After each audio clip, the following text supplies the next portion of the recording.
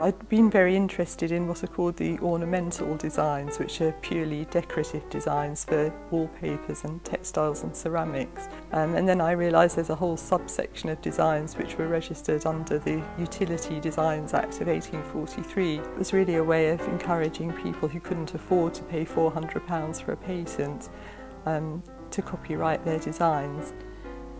When the inventor wanted to register his design for copyright, he had to supply the Designs Registry at Somerset House in London with 2 identical drawings of the design, and 1 copy would be retained by the designer as evidence of copyright, and the other copy would be pasted into one of these enormous tomes and retained by the Designs Registry. This really encouraged a lot of smaller inventors and amateurs to put their designs out into the world. They just had to pay £10 and their design would be copyrighted for 3 years.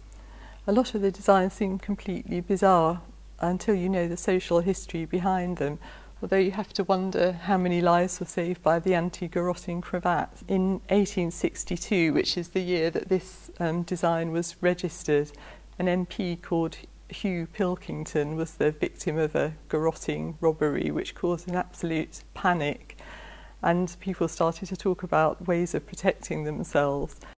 And this was in a culture where inventors were really regarded as national heroes.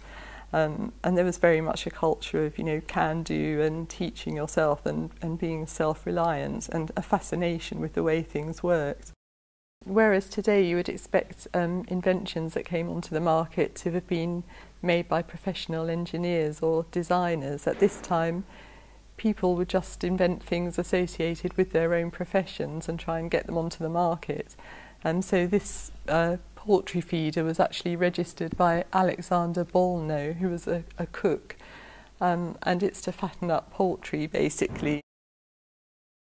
It was amazing to discover them and realise that actually probably very few people, apart from some very determined researchers, have actually made use of them or probably ever seen these designs. And so the book's really an opportunity for the public to see them for the first time. A concern with body image is nothing new, and Victorian women put up with immense discomforts in order to achieve the fashionable shape. This invention is called a design for a corset with expansible busts, and it has sort of rubber bags at the top that the wearer could inflate using this pipe while she was actually wearing the garment. They are just fascinating because they shed so much light on the social history of the period.